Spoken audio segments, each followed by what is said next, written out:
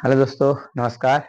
मैं संजय कुमार आपको बताएंगे क्लास 10th में आईयूपीएसी टॉपिक। आईयूपीएसी देखो क्या होता है बेटा, international union of pure and applied chemistry. इसके बारे में बताएंगे। तो इसमें कुछ नियम है, कुछ रूल्स दिए गए हैं। सबसे पहले करते हैं हम लंबी श्रृंखला का चुनाव।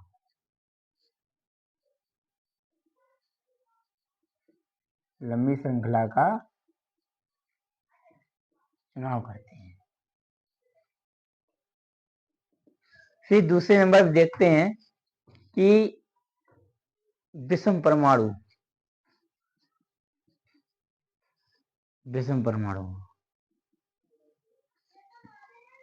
जैसे Cl, Fi डॉट। फिर तीसरे नंबर देखते हैं फंक्शन ग्रुप अर्थात कार्बनिक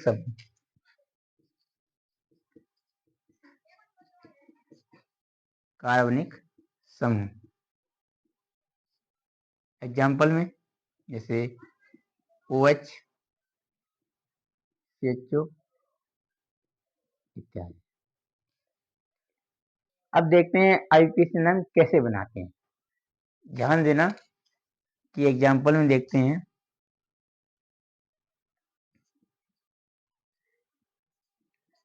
जैसे CH। अगर हम इसका नामकरण करें तो कैसे काउंटिंग करेंगे उसको ध्यान दें। काउंटिंग मैंने बोला है कि लंबी श्रृंखला का चुनाव करते हैं। तो लंबी श्रृंखला का चुनाव करने के लिए अभी तो कहीं से भी काउंटिंग कर सकते हैं, दोनों तरफ सेम कार्बन है 1 2 3। हम राइट से करते हैं, ठीक। इसके बाद में जब कार्बन 3 होते हैं तो उसे बोलते हैं हम प्रोप। तो इसे बोलते हैं नॉर्मल प्रोपेन। क्या बोलेंगे? Normal propane. ओके। यदि इसी में मान लीजिए, यदि इसी में कोई विषम परमाणु आ जाए, एग्जाम्पल जैसे CH3, Cl, CH3, ये देखो मैंने ये जोड़ दिया है। तो इसमें हम देखेंगे कि इसकी कार्बन काउंटिंग कहाँ से करेंगे। तो लंबी श्रृंखला चुनाव के लिए 3 ही मेरे पास कार्बन तत्व हैं। तो अभी तो बीच में हम कहीं से भी काउंटिंग कर सकते हैं 1 2 3। इसको लिखने के लिए लिखेंगे इसका आईयूपीएसी नाम 2 क्लोरो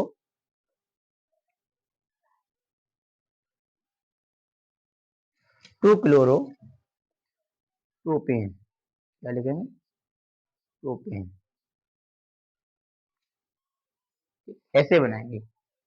अब देख लेते हैं कोई फंक्शन ग्रुप में जैसे मान लीजिए कि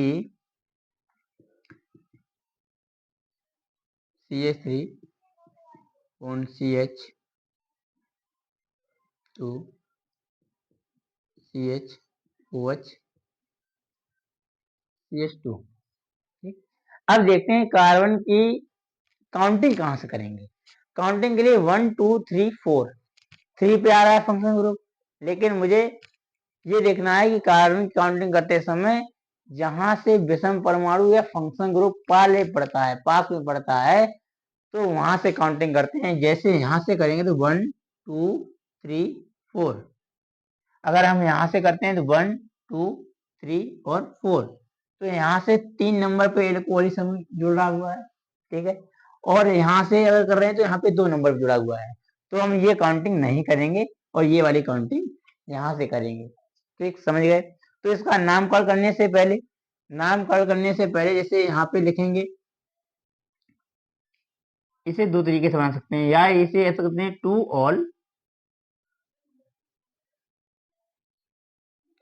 ऑल हिंदी में लिख लो, टू ऑल 1 2 3 4। 4 होता है तो उसे पढ़ते हैं ब्यूट। क्या पढ़ते हैं? ब्यूट। तो इसे टू ऑल ब्यूटेन पढ़ेंगे। क्या? टू ऑल ब्यूटेन। या दूसरी तरफ से ऐसे भी लिख सकते हैं इसका नामकरण, या इसे लिख सकते हैं ब्यूटेनॉल 2। ब्यूटेनॉल 2 ये भी इसका नामकरण लिख सकते हैं। अगर यहीं पे एक और श्रृंखला देखते हैं, जैसे कि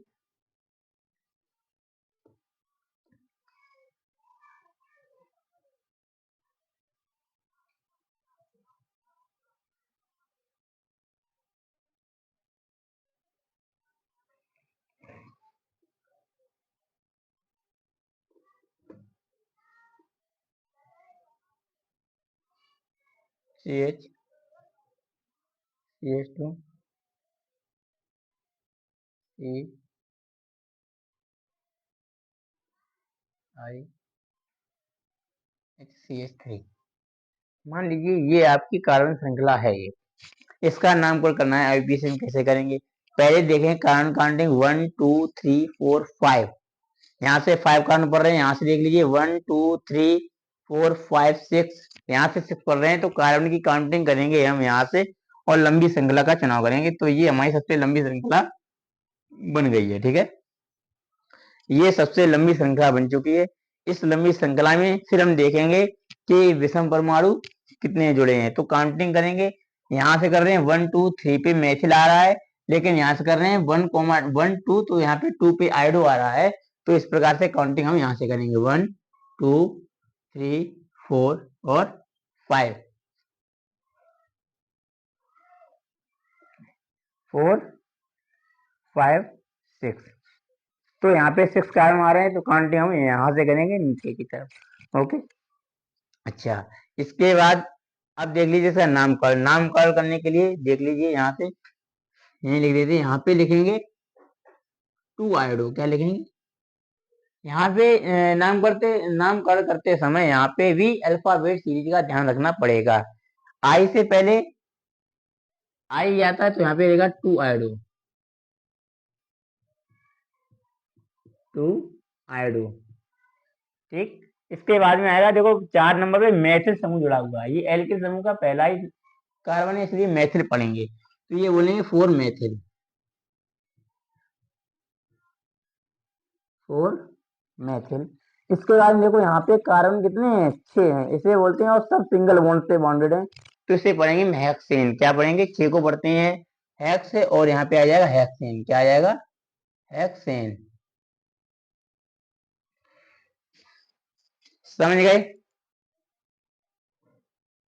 मैं आशा करता हूँ कि आपको ये वीडियो समझ में आई आई होगी। ठीक है, ये किसी प्रकार की वीडियो देखने के लिए मेरे चैनल को लाइक सब्सक्राइब एंड कमेंट कीजिए।